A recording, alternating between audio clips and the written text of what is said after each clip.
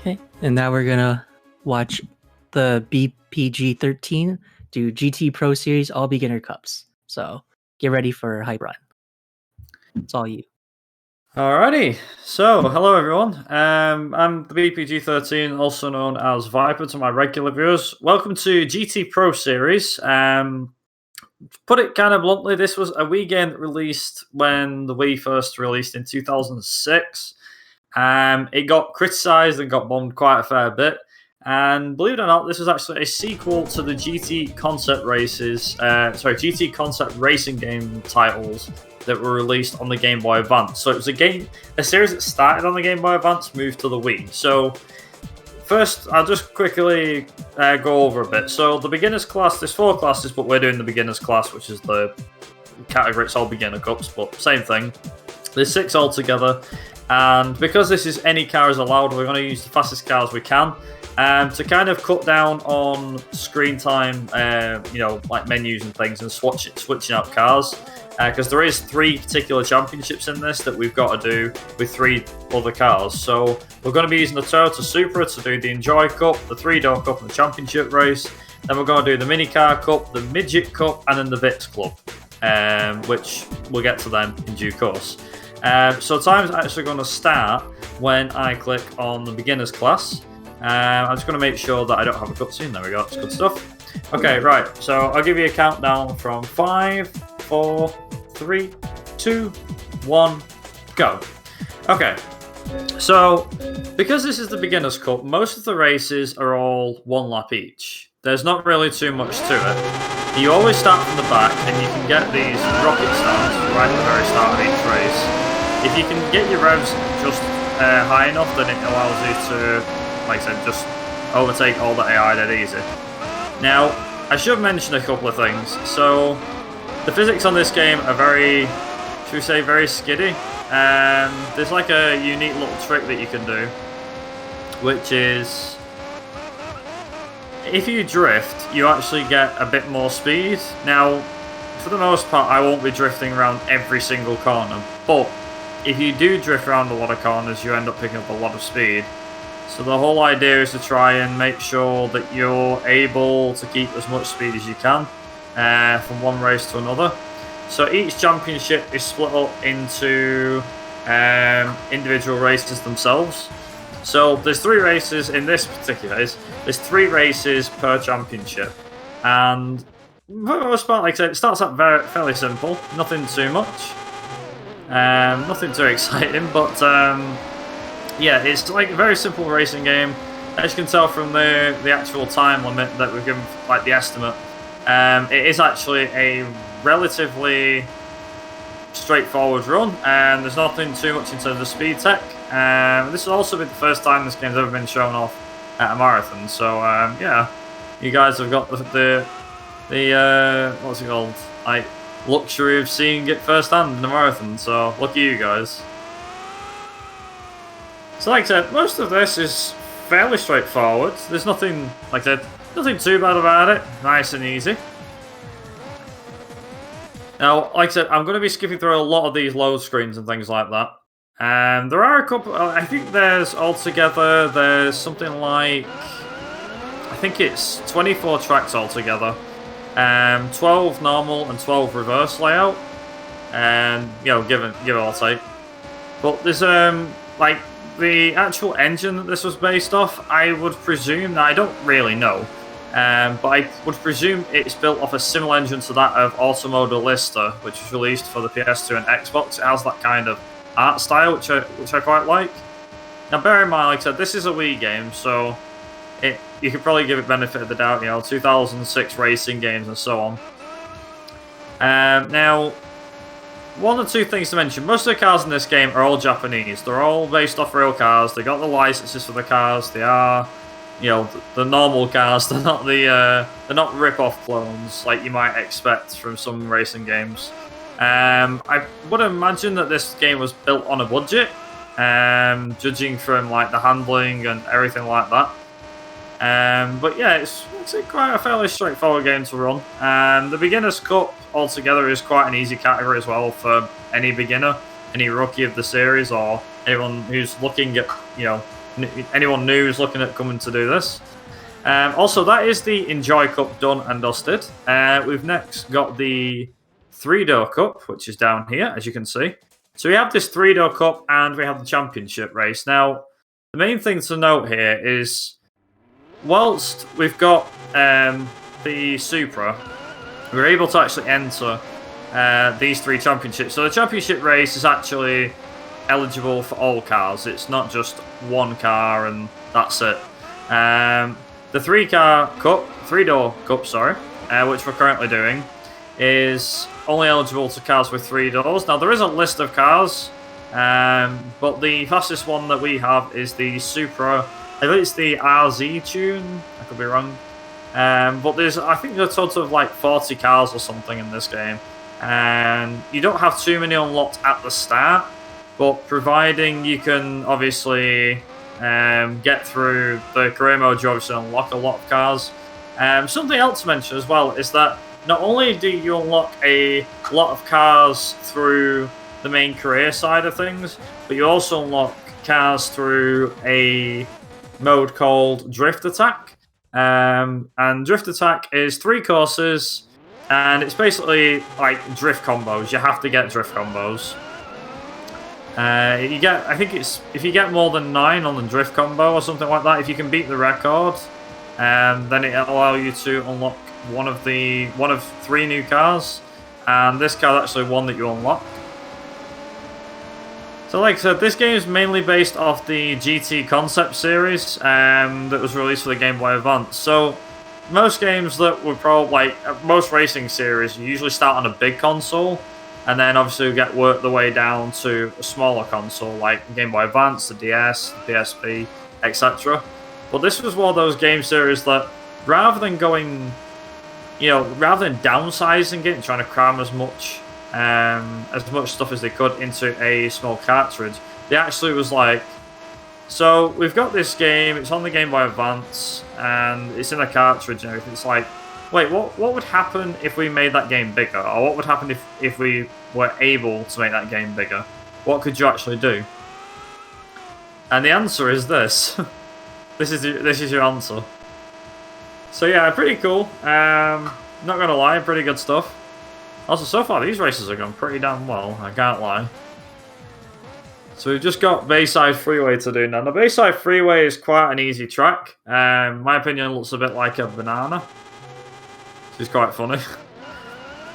So at the start of each race, you always start from the back. This is something that's definitely worth noting. So you always start every single race that you do on this game, you start from the back. There's no ifs, no buts, it's always from the back, no matter what. Doesn't sound too bad, does it? Well, it's not actually. But you may notice at the start of every race, I'm getting like a boost start.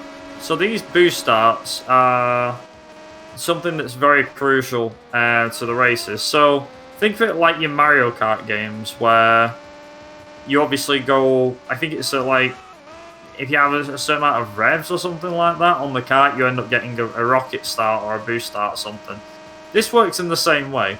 And for those wondering, it also works in the same way as the GT concept games on the Game Boy Advance as well. So it's not just limited to this game, it actually works for other games too. Like I said, this track's fairly straightforward, so nothing too much. But yeah, if you got anything you want to plug or anything like that, feel free to go right ahead.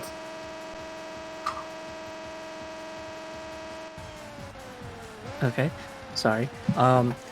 Yeah, I just want to once again just plug the Star Wars Force Unleashed 2 incentive. It'll be right after this run. We still have like a little over an hour and 40 minutes to hit the incentive, but it's Guybrush Troop Killer costume. I'm really excited for it, even if I don't really know what it is, but I was convinced that it's going to be really amazing. So we still need $15. So if you want to see it, get those donations in. So hand it off back to you. No problem, thank you very much. So, I should probably mention that this is Complex Speedway. Now, Complex Speedway is a very difficult track to master, especially. You get a turbo start and the driving goes really well, then yeah, it ends up being absolutely awesome race. Also, that's a normal start that we just got there. I didn't manage to get the turbo start, which is a shame. Ideally, you want to try and get a turbo start every race. Now, I haven't found a consistent way of getting them, although I seem to have got them so far, majority of the time. But yeah, for the most part, it's nothing too bad. It's like I said, quite fairly straightforward, this game. There's nothing too much in terms of speed tech for those that are interested. If you have the Wii, then I'd advise picking it up. And if you want to run it on emulation, as you might have guessed, this is emulation. But if you want to run it on emulation, then there's obviously the option to do so. And obviously it looks quite decent, I think. Also, I should probably mention, so a lot of the tracks seem fairly straightforward and very basic. So this track is called Grand Hills. Now, Grand Hills, to me, I'm pretty convinced, is supposed to be like a rip-off of Grand Valley Speedway from the Gran Turismo series. So for those that know the Gran Turismo tracks, or some Gran Turismo tracks, that this is supposed to be a clone, supposedly. It's nothing like Grand Valley Speedway, but I'm presuming like they looked at the games at the time that were out in 2006 and was like, wait, Gran Turismo 3 and 4 had, well, you know, Gran Turismo's got Grand Valley Speedway and Apricot Hill Raceway and so on. It's like, why don't we try and jump on that, you know, get a bit of that racing action? So I'm pretty sure that they did try to do that, and didn't do it very successfully. Like I said, this game tanked quite bad in terms of sales. I also found out recently that it got 41% on Metacritic, so yeah, it didn't exactly sell too great, but yeah, it's something, I guess. It's one of them games that was probably quite bad, but it was very, very good. I personally quite enjoyed it as a kid when I used to play this, so I can't really complain from my side, that's for sure.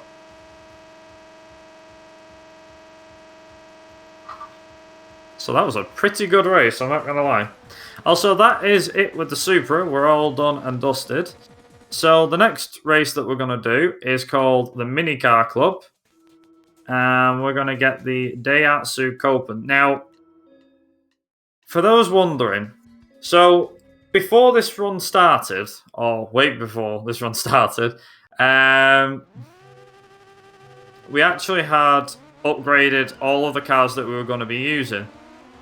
So, for example, normally we use, like, so we have the Supra that we use, and the Supra is fully upgraded as much as it can be.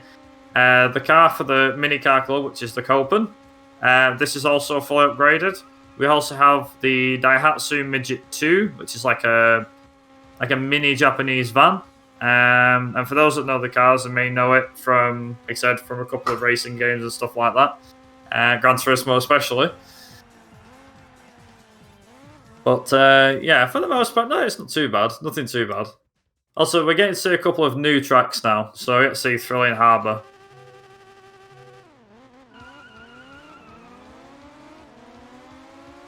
So I want to make sure that I do this race decently. If I'm very unlucky, then I might end up getting held up here. So this particular track is a bit of a thorn in my side, mainly because when we get to the end of this track, let's just say this, as a track that I've raced at before, it's not too fun from my personal experience, because it has like you can probably see at the end in a second that it's got this weird like square complex coming up now, and yeah, it's fairly difficult. Because the cars don't ever want to stop for whatever reason. Again, I don't know why. Ideally, the more speed I can get going through there, the better, as you might imagine. Nothing too bad, but like I said, can be a bit lethal if you're not careful.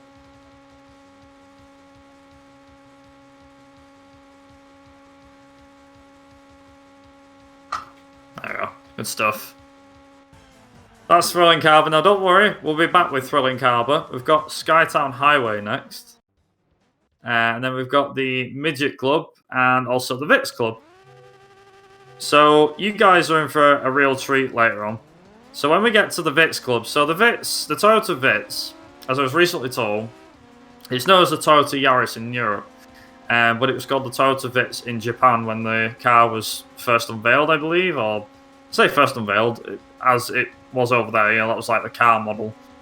But yeah, it's fairly well known for a couple of reasons. So the main reason being, if you remember Gran Turismo 3, you may remember that on one particular event, you actually got a pink Yaris.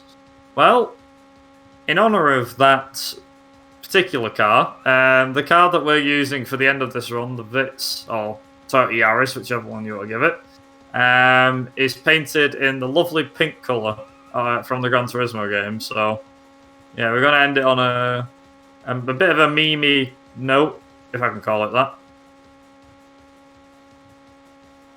Nice, very nice. That's Minicar Club done. So now we get to swap to the other Daihatsu, which is the Daihatsu Midget 2. There we go. Nice, good stuff. Ideally, the fastest menuing is what you're after.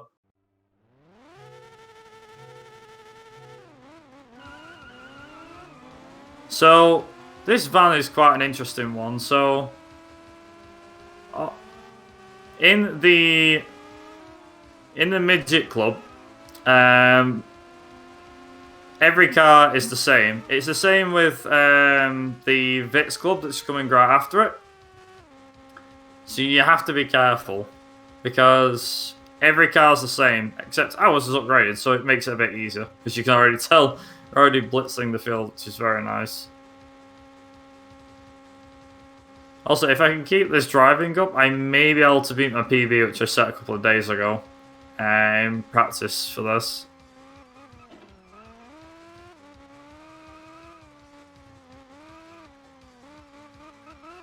Nice.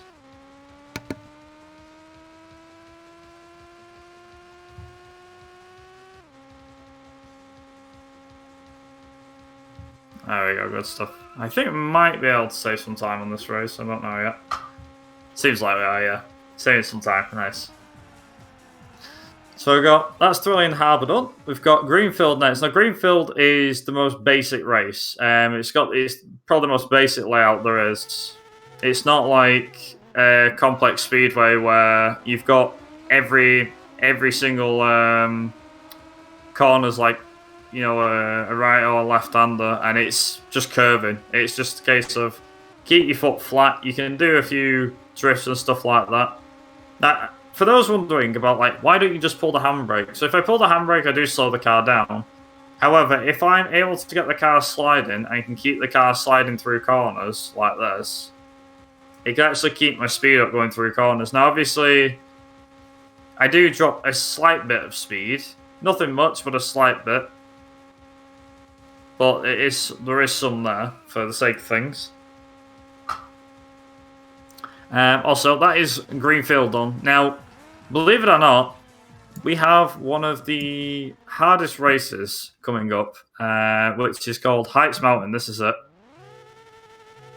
So getting past the AI at the start is quite easy to do. However, as you may notice from the track, this is actually, I believe, the longest race that you do in the entirety of Beginner. So most of the races are all one lap on the Beginner Cup.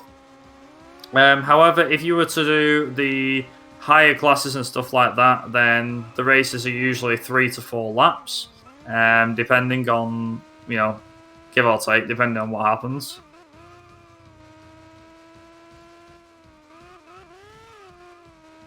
Also, the music for this as well, I should probably mention, it kind of reminds me a bit of Eurobeat, so if you're into that kind of stuff, then yeah, I definitely recommend giving this a try.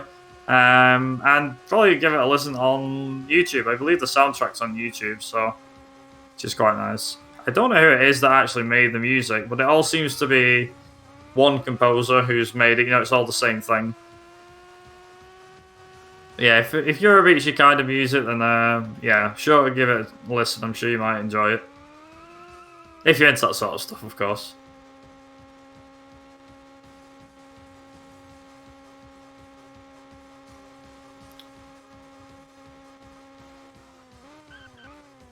Kind of had to slow down there. I don't usually slow down that much for that corner, but quite tricky to get these corners right, especially because they're constantly zigzagging. Hopefully we get this all right.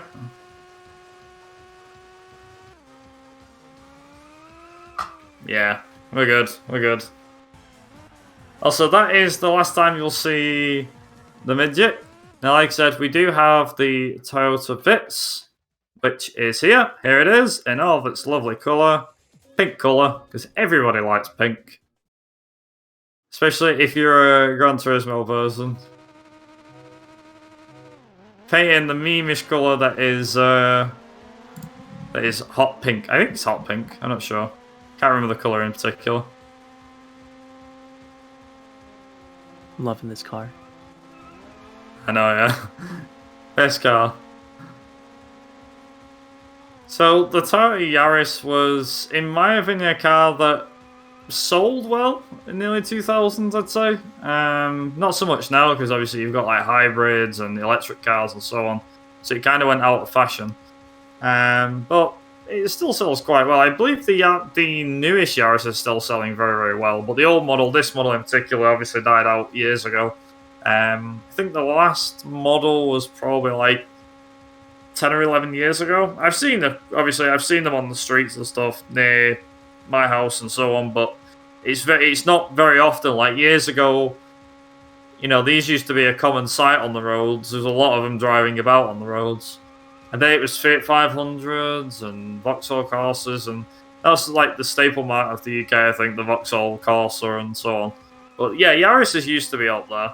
Then it just slowly disappeared. It just ceased to exist, I guess.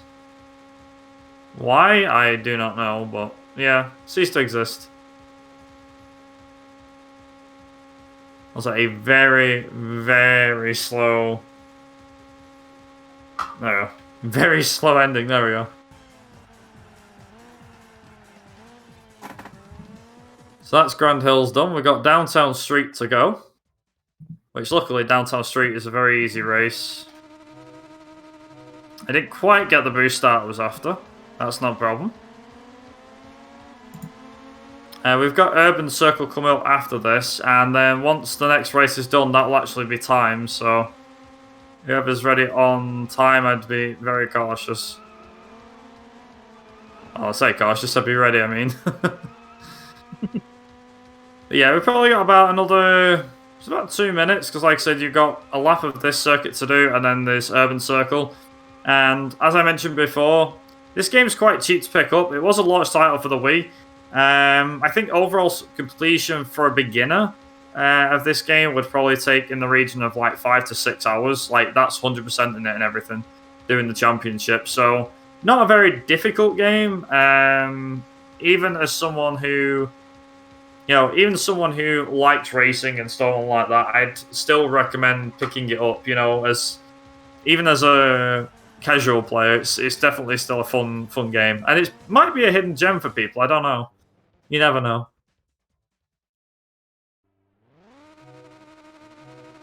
So I missed the boost. God damn it. I didn't think I missed that boost, but I did. So, time is going to be when I cross the line for this. See how we go. So, I believe it's actually possible to get a tow from the other cars in front by simply staying behind them, which is quite interesting. Obviously, I know you've obviously got slipstreams and whatnot, but yeah, for the most part, it's... The slipstream in this game is a weird one. So normally you'd follow, like in any other racing game, you'd follow the car in front, and it's immediately start to... You start picking speed up because you're following the car in front. In this game, it seems to work where you've got this weird system where it's like you have to hang behind the car for a couple of seconds, and then it picks up your speed and so on. Yeah, it's very strange. Also, time's come very, very shortly. And... time. GG. And that was a new PB by me. Oh, congrats. 22:46, so yeah. I was trying to get under 23 minutes for a while. But to get a 22:46 is actually really good. I did do a 22:47, sorry, 22:57 in practice, but unfortunately, it wasn't the best driving. So the fact that I got a fair few boost starts in this run meant that I was able to pick up time. But yeah, like I said, GT Pro Series is a fairly straightforward game. I would recommend it as a casual play. You might find it enjoyable. Like I said, you might not.